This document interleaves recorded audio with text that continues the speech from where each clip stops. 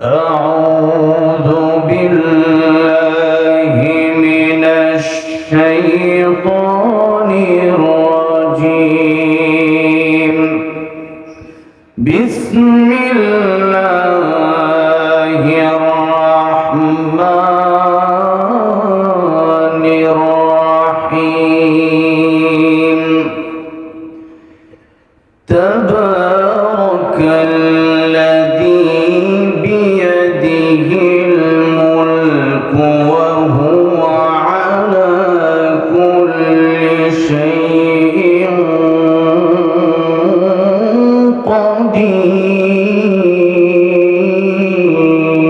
قدير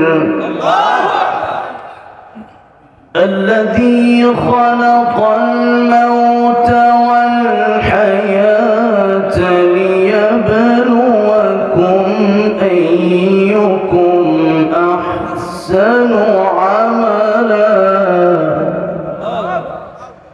وهو العزيز الغفور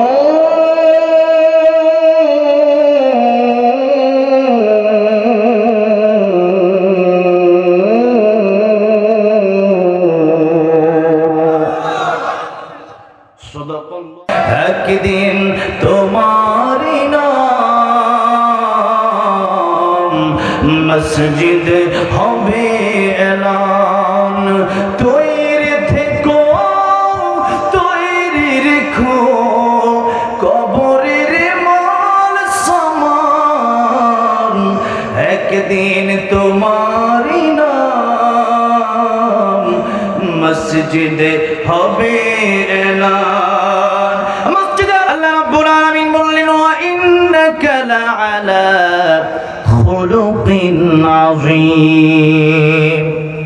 এমন চরিত্র আল্লাহ রাব্বুল আলামিন দান করলেন যে চরিত্র আমাদেরকে এমন শিক্ষা দিয়েছে যে নবীজিকে ইহুদি থাপ্পড় দিয়েছে কিন্তু নবীজি কি থাপ্পড়ের বদলে থাপ্পড় দিয়েছেন উত্তম আচরণ দিয়েছে উত্তম আচরণ দিয়েছে ইহুদি কালিমা পড়ে মুসলমান হয়ে গেছে সুবহানাল্লাহ এই ছিল নবীর আদর্শ নবীজিকে পাথর মেরেছে নবী উল্টা দোয়া করেছে তাদের হেদায়েতের জন্য এই ছিল নবীর আচরণ এই ছিল নবীর আখলাক জীবনে কোনোদিন দুষ্টুমি করে একটা মিথ্যা কথা বলেন নাই যে নবী আমার ভাইরা আমার মুরব্বী হুজুর রাহমাতুল লিল আলামিন নবী হয়ে তিনি বকরি চড়িয়েছেন রাহমাতুল লিল আলামিন নবী হয়ে তিনি কুয়া থেকে পানি উঠায় মানুষের জমিনে কৃষি কাজ করেছেন সুবহানাল্লাহ আপনারা যারা কৃষি আছেন আপনারা হলেন নবীর উত্তরসূরি আপনারা কার উত্তরসূরি নবীর উত্তরসূরি কারণ নবীজি ছিলেন কৃষি সুবহানাল্লাহ আমরা নবীর আদর্শ মেনে আমাদের জীবনকে আল্লাহ পাক গঠন করার তৌফিক দান করেন বলেন আমিন আল্লামা সাঈদীর আরেকটা কথা আমার মনে পড়ে গেছে আল্লামা সাঈদী বলেছিলেন মুমিন যারা হবে আমরা বিড়ালের মতো 500 বছর বেঁচে থাকার কোনো লাভ নাই সিংহের মতো 1 ঘন্টা বসতে চায় রাজি আছেন কার দু হাত উঠে দেখান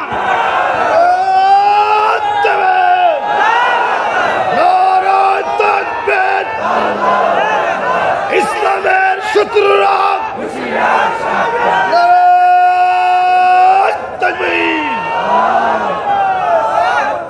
আমার ভাইরা আমার মুরব্বী বাবাজিরা তাই আসুন আল্লাহ রাব্বুল আলামিন ইমানদারের ব্যাপারে বলেন ওয়ালা তাহিনু ওয়ালা তাহজানু ওয়া আনতুমুল আ'লাউনা ইন কুনতুম মুমিনিন মুমিন যদি হতে পারেন ইমানদার যদি হতে পারে আল্লাহ রাব্বুল আলামিন বললেন তোমাদের কোনো ভয় নাই তোমাদের কোনো চিন্তা নাই কারণ মুমিনের বন্ধু तमाम পৃথিবীর সব কিছু যদি মুমিনের শত্রু হয়ে যায় মুমিনের একজন বন্ধু আছে জোরে আওয়াজ দিয়ে বলেন তিনি কে ইন্নামা ওয়ালিয়ুকুমুল্লাহু ওয়া রাসূলুহু والذين آمنوا الذين يقيمون الصلاة ويؤتون الزكاة وهم راكعون الله أكبر الله বলেন ইমানদারের বন্ধু হবে তিনজন জোরে আওয়াজ করে বলেন বন্ধু হবে কয়জন এক নম্বরে আমাদের বন্ধু হবে আল্লাহ জোরে বলেন এক নম্বরে আমাদের বন্ধু হবে কে আল্লাহ এই যে আমি কথা বলছি আপনি কথা শুনছেন, যারা দাঁড়ায় আছেন পা দিয়া, যারা বসে আছেন এই যে শুনছেন, এই যে বলছি, বলার ক্ষমতা দিলেন কে? চলার ক্ষমতা দিলেন কে? আমাদেরকে বানালেন কে? এই সব কিছু যেহেতু আল্লাহ রাব্বুল আলামিন দিলেন, আল্লাহ রাব্বুল আলামিন বললেন ইয়া মা'শারাল জিন্নি ওয়াল ইনসি ইন ইসতাতা'তুম আন তানফুযু মিন আকতারিস সামাওয়াতি ওয়াল আরদি ফানফুযু লা তানফুযুনা ইল্লা বিসুলতান। সবাই আমার সাথে ঠোঁট মিলিয়ে পড়েন ফাবিআইয়ি আলাই রাব্বিকুমা তুকাদ্দিবান। আল্লাহ রাব্বুল আলামিন বললেন, যদি আমি তোমাদেরকে বলার ক্ষমতা দিয়ে থাকি, চলার ক্ষমতা দিয়ে থাকি, আর আমার আইন তোমাদের কাছে ভালো না লাগে, আমার কোরআন তোমাদের কাছে ভালো না লাগে, আমার রাষ্ট্র ব্যবস্থা তোমাদের কাছে ভালো না লাগে, যাদের কাছে কোরআন ভালো লাগবে না, আল্লাহর কোরআনের আয়াতগুলো যাদের কাছে ভালো লাগবে না, আল্লাহকে যার ভালো লাগে না, আল্লাহ বলেন আমার দুনিয়ায়, আমার আকাশের নিচে, আমার জমিনের উপর থাকার জায়গা তো নাই, ঠিক না বেঠে? এই জন্য আমি জিজ্ঞাসা করতে চাই, এই বাংলাদেশের আকাশ জমিন কার? আর সেই দিল্লির আকাশ জমিন কার? গুজরাটের আকাশ জমিন কার? সুতরাং বাংলাদেশ থেকে দিল্লি পড়ে গেলে আল্লাহর আকাশ জমিন ছাড়া হবে না। আল্লাহর আইন যদি, আল্লাহর কোরআন যদি কারোর কাছে ভালো না লাগে, আল্লাহর আকাশ জমিন থেকে বের হয়ে যাও, ঠিক না বেঠি? আর আল্লাহর আকাশ জমিন থেকে বের হয়ে যাওয়ার মতো কোনো জায়গা আমাদের নাই, আছে নাকি? আল্লাহর আকাশ জমিন ছেড়ে বের হয়ে যাওয়ার মতো কোনো জায়গা আমাদের নাই। আল্লাহর আকাশ জমিন ছেড়ে বের হয়ে আপনি যাবেন কোথায়? অন্য গ্রহ যদি আপনি যান, মঙ্গল গ্রহ কার? সূর্য কার? চন্দ্র কার? বুধ গ্রহ কার? যা কিছু সবই তো আল্লাহ, আমারই তো বানাইছে আল্লাহ, ঠিক না বে ঠিক? বাপে সন্তানরে কইছে তুই বিয়াদবি করছ, বের হয়ে যা, বাইতে বের হ। সন্তান কই তোমার বাড়ি ছাড়া জায়গা নাই, ক যা, কই যাবি যা। সন্তান চলে গেছে নানির বাড়ি, বাপে কই তোর নানির বাড়ি হওয়ার আগে এটা আমার শ্বশুর বাড়ি, যে ছেলে আমার কথা শোনে না বের হোক, ওই ছেলে আমার শ্বশুর বাড়িতে থাকতে পারবে না। কারণ নানির বাড়ি আগে না শ্বশুর বাড়ি আগে? বাপে যদি বিয়ে না করতো তাহলে কি তার নানির বাড়ি হইতো? হইতো না। বাপে কয় না, আমার শ্বশুর বাড়ি আগে, তোর নানির বাড়ি পরে, যা, যে ছেলে আমার কথা শোনে না আমার শ্বশুর বাড়ি থেকে বের হয়ে যায়। এবার ছেলে কয় তোমার শ্বশুর বাড়ি ছাড়া কি যাওয়ার আর জায়গা নাই?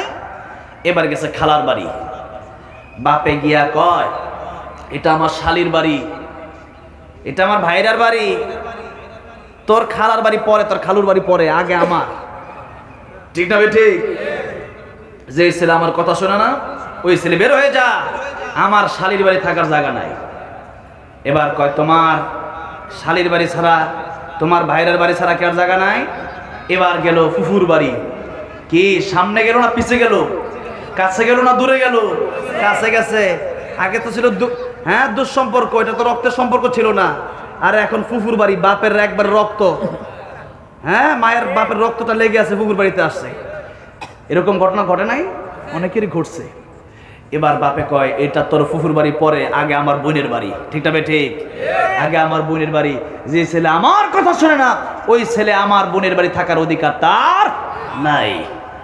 এবার তার হুঁশ ফিরে আসছে, ডাক দিয়ে বলল বাবা ভুল করেছি, বেয়াদবি করেছি, অন্যায় করেছি, অপরাধ করেছি, আমি বুঝতে পেরেছি। ও বাবা যেখানেই যাব সেখানেই তো দেখি তোমার বন্ধু আগে, তোমার আত্মীয় স্বজন আগে। ও বাবা রে, সে তো পরের কথা, যদি তুমি আমার জন্ম না দিতে এই পৃথিবীর সুন্দর মুখ আমি দেখতে পারতাম না। ও বাবা ভুল করেছি, বেয়াদবি করেছি, আমারে মাফ করে দাও। এবার বাবা ডাক দিয়া বলে সন্তান রে, আমি তো তোর বাড়ি থেকে বের হয়ে যাওয়ার জন্য বলি নাই, সন্তান রে আমি তোর বাড়ি থেকে বের হওয়ার জন্য বলেছিলাম এই জন্য যাতে করে তুই আমার কাছে ক্ষমা চাস। এই ক্ষমা আজকে তুই এক সপ্তাহ পরে চাইলি, এক সপ্তাহ আগে ক্ষমা চাইলে আমি বাবা তোরে মাফ করে দিতাম। সুবহানাল্লাহ। বাবার মনে মায়া আল্লাহ দিলেন। বাবা কিন্তু আসলে কিন্তু বাড়ি থেকে বের হয়ে যাওয়ার জন্য বলে না, আসলে বাপ মাকে আসলে বাড়ি থেকে বের হয়ে যাওয়ার জন্য বলে নাকি সন্তানকে? সন্তান যেন মাফ চায়, সন্তান যদি তার ভুল স্বীকার করে, এই জন্যে বাবা বলে যে সন্তান তুই একটু আমার কাছে মাফ চাইলে তো আগেই তোরে মাফ করে দিতাম। আমি জানি তুই আমার বাড়ি স্যার কই যাবি আর কতদিন থাকবে, তোরা কেউ রাখবে না, 3 দিন 4 দিন 5 দিন বন্ধের পরে তোরা রাখবে না। এবার বাপে তারা সোমা দেয়, একবার কপালে, একবার ঠোঁটে, একবার গালে, বাড়িতে নিয়ে যায়, একবার করে নেয়, একবার নিচে নামে, একবার চিপস কিনা দেয়, একবার আইসক্রিম কিনা দেয়, একবার চকলেট কিনা দেয়। কত আদর, আদরের শেষ নাই, ঠিক না বেঠে? আল্লাহ রাব্বুল আলামিন বলছেন, বান্দারে তোর বাপের অন্তরে কত মায়া, তোর মায়ের অন্তরে কত মায়া রে বান্দা। আমি আল্লাহর অন্তরে, আমি আল্লাহর কুদরতি অন্তরে এর চাইতে কোটি কোটি গুণ বেশি মায়া রে। তোর বাপে তোরে আর তোরে কি দিল? তোর বাপে তোরে কথা বলার ক্ষমতা দেয় নাই রে, তোর বাপে তোরে চলার ক্ষমতায় তোরে দেয় নাই রে। ও আমার বান্দারে, আমি আল্লাহ রাব্বুল আলামিন তোর রূহ না দিলে এই লাশ কোনো বাবা মা রাখতো না, এই লাশ কোনো এমপি রাখবে না, এই লাশ কোনো মন্ত্রী রাখবে না, এই লাশ দুনিয়ার কোনো মানুষ রাখবে না, এই লাশ কোনো নেতা রাখবে না, এই লাশ প্রধানমন্ত্রীও রাখবে না, দুনিয়ার কোনো মানুষ এই লাশ রাখবে না। বান্দারে, আমি আল্লাহ রাব্বুল আলামিন তোর রূহ দিয়েছিলাম বিদায় ইঞ্জিন আছে, বিদায় ডাব্বার দাম আছে। ইঞ্জিন যেদিন থাকবে না, এই খালি ডাব্বার দাম সেদিন থাকবে না। একদিন তোমারই নাম মসজিদ হবে এলান, তৈরি থেকো, তৈরি রেখো, কবরের মাল সামান, একদিন তোমারই নাম মসজিদ হবে এলান। মসজিদে এলান হয়ে যাবে, আব্দুর রহমান আর দুনিয়ায় নাই, আব্দুর রহিম আর দুনিয়ায় নাই। আব্দুর রহিম নাই, আব্দুর রহমান নাই, মানে কি? আব্দুর রহমান, আব্দুর রহিম ইন্তেকাল করেছে। ইন্তেকালের অর্থ হচ্ছে, ইন্তেকাল আরবি শব্দ যার বাংলা অর্থ হচ্ছে এক জায়গা থেকে আরেক জায়গায় চলে যাওয়া। তার মানে নবীজি বলেন, ওই কবরে যাওয়ার পরে আপনাকে যখন দাফন করা হবে, এরপরে 40 কদম হেঁটে যেতে যতক্ষণ সময় লাগে, এতক্ষণ সময়ের ভিতরে 2 জন ফেরেশতা আপনার কাছে চলে আসবে আর আপনাকে উঠায় বসাবে, জিজ্ঞেস করবে, মা রাব্বুকা ওয়া মান দীনুকা ওয়া মান হাদার রাজুল আল্লাযী বুইসা ফীকুম। রবের পরিচয় দাও, ধর্মের পরিচয় দাও। আর নবী দেখায় বলবে, চিনো না কি উনি কে? আমার ভাইরা, আমার মুরব্বি ওয়াজিরা, যখন আপনার উঠায় বসানো হবে, নবীজি বলেন, কবরের উপর দিয়ে মানুষ হাঁটবে, ওই হাঁটার আওয়াজ কবরের ভিতরে মানুষটা শুনতে পারবে। তাহলে কবরের যে জীবনটা, ওইটা কি বেশি দূরে না একেবারে কাছে? একেবারে কাছে। আমার ভাইরা, আমার মুরব্বি বাবাজিরা, তাই আল্লাহ রাব্বুল আলামিন সূরা মুলক নাজিল করলেন। সূরা মুলক নাজিল করলে আল্লাহ রাব্বুল আলামিন এটাই প্রথম বুঝিয়ে দিলেন, তাবারাকাল্লাযী বিয়াদিহিল মুলকু ওয়া হুয়া আলা কুল্লি শাইইন কাদির।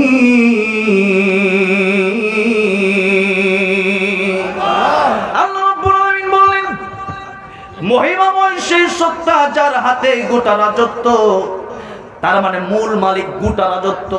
এই পৃথিবীর একাচ্ছত্র মালিকানা কার? একাচ্ছত্র মালিকানা কার? আল্লাহ হলেন মালিক, আর আমরা হলাম তার গোলাম। বলেন তো এবার, মালিকের কথায় গোলাম চলবে না গোলামের কথায় মালিক চলবে? মালিকের কথায় গোলাম চলবে। দোকানের মালিকের কথায় কর্মচারী চলে না কর্মচারীর কথায় মালিক চলে? মালিকের কথায় কর্মচারী চলে। আমার ভাইজান, আমার মুরব্বি বাবাজিরা, দুনিয়ার কোম্পানিগুলো তো দেখা যায় কোম্পানির মালিকের কথায় হাজার হাজার শ্রমিকরা উঠবস করে, এদেরকে যা বলা হয় তাই করে। কারণ কি? মালিক মাস শেষে বেতন দেয়।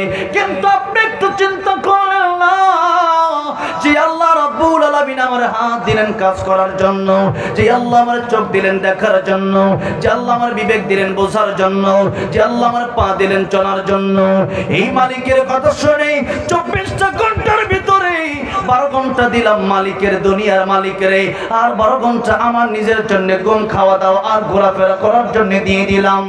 আমার সেই আল্লাহ, যে আল্লাহ আমার বানাইছে, হাল আতা আলাল ইনসানি হাইনুম মিনাদ দাহর লাম ইয়াকুন শাইআম মাযকুরা। যে আল্লাহ আমারে বানাইলো সেই আল্লাহরে আমি কয়টা ঘন্টা সময় দিলাম।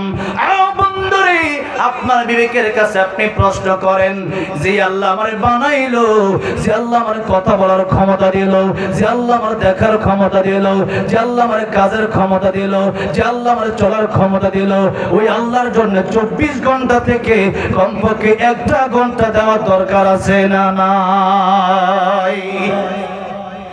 এই জন্য আযান যখন হয়ে যাবে, হাইয়া আলাস সালাহ হাইয়া আলাল ফালাহ আসসালাতু খায়রুম মিনান নাওম।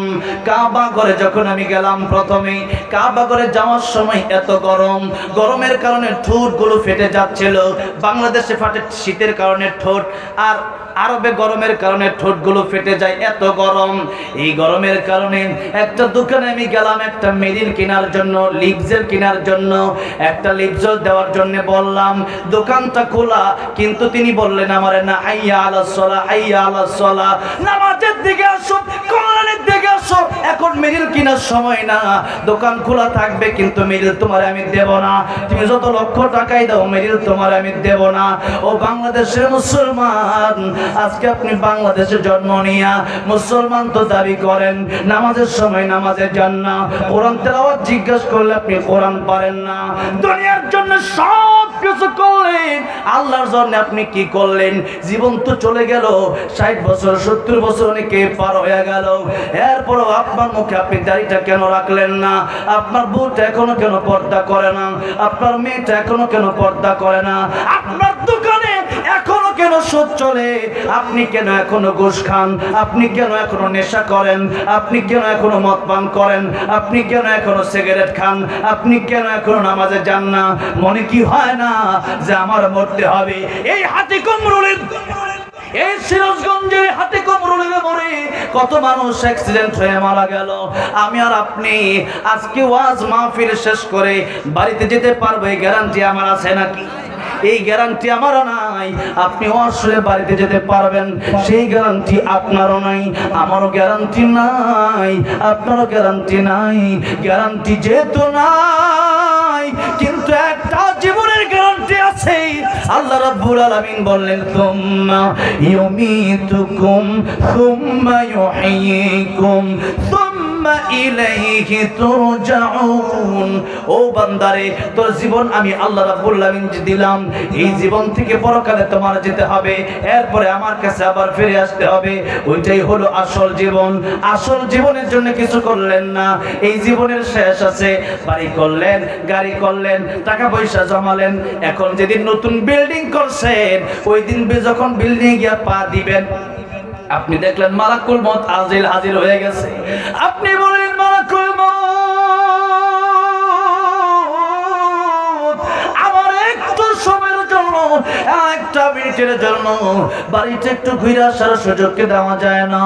আজরাইল বলবেন, না না, ইদা জা আজালুহুম লা يستأخرون ساعة ولا يستقدمون। মরণের সময় যখন হয়ে গেছে, 8 সেকেন্ড দেরি আর করা হবে না, এখনই সময়, বাড়িতে ঢোকার সময় আল্লাহ রাব্বুল আলামিন তোমার দেয় নাই। এই কথা যদি বলে, আপনি কি 1 মিনিট সময় পাবেন নাকি? সময় নাই, সময় নাই।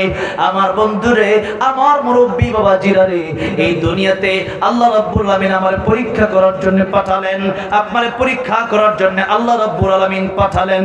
আল্লাহ রাব্বুল আলামিন সূরা মুলুকের 2 নম্বর আয়াতে বললেন, আল্লাযী খালাকাল মাউতা ওয়াল হায়াতা লিয়াবলুয়াকুম আইয়ুকুম আহসানু আমালা।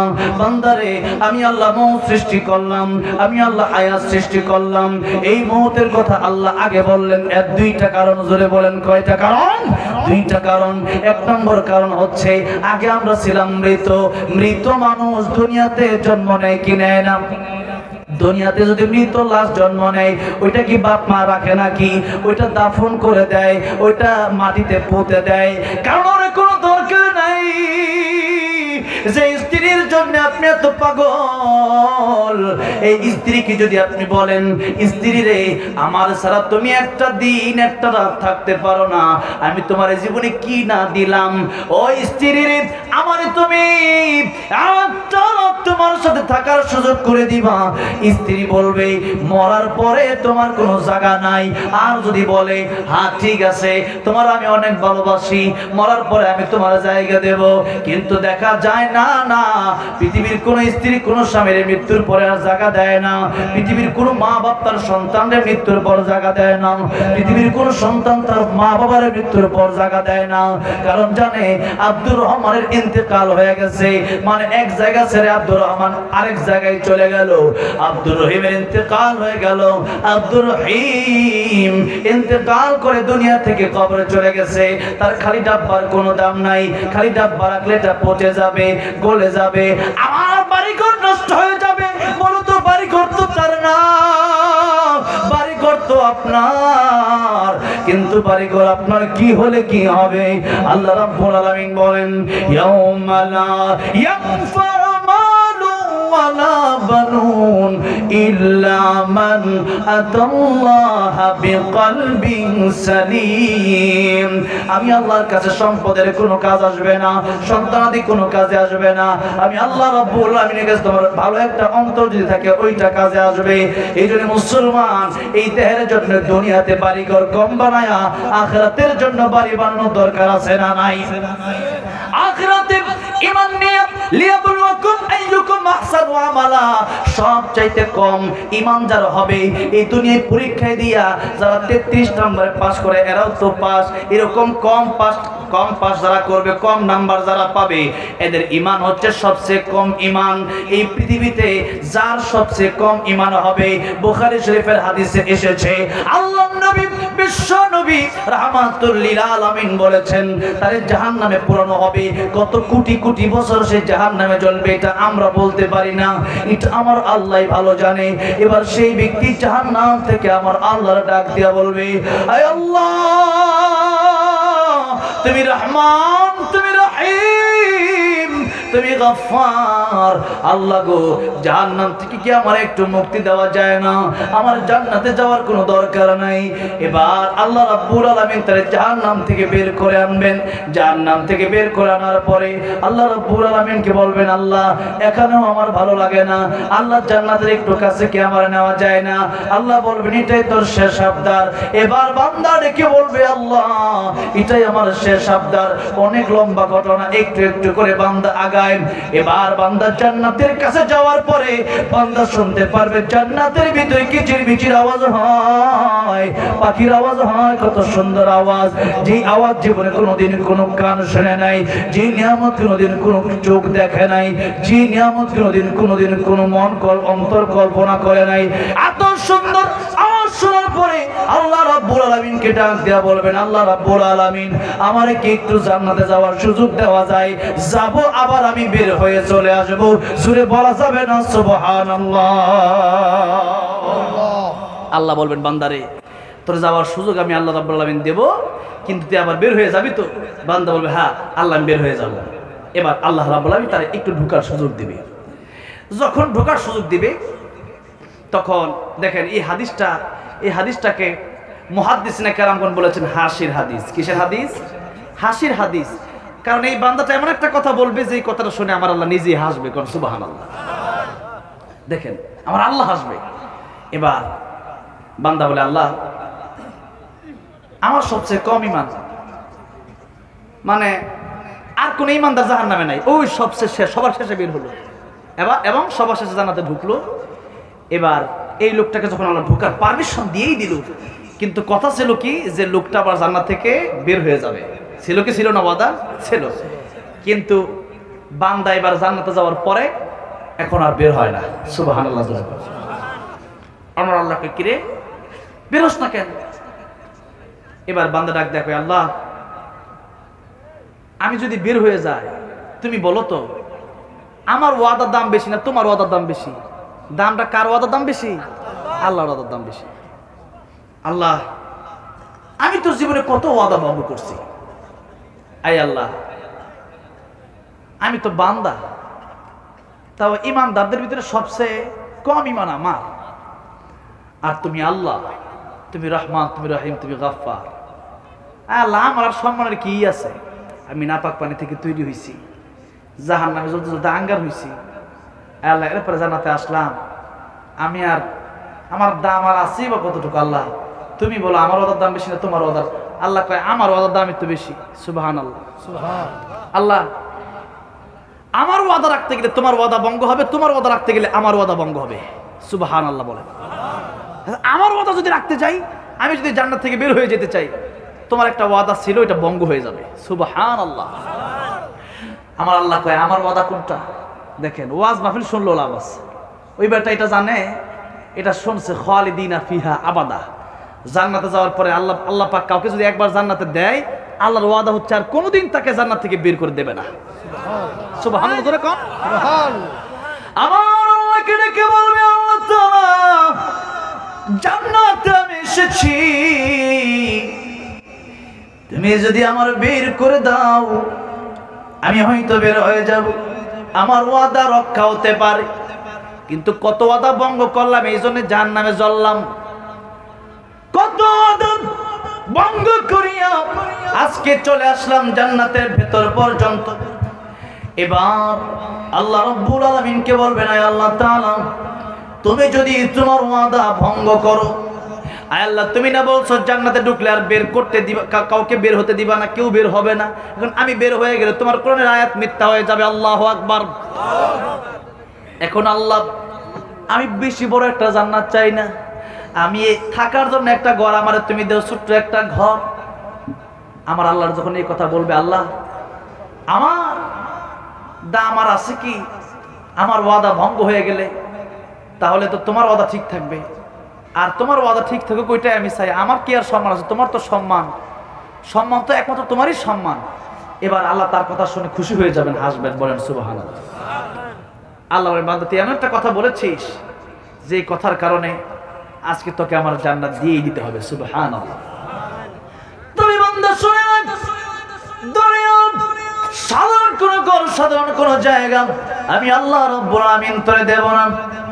এই যে দুনিয়াটা আছে, এই যে দুনিয়া, তার সবচেয়ে কম ইমান, ইমানটা স্পিডটা দুর্বল, একেবারে কম, এর চেয়ে কম ইমান আর কারো নাই।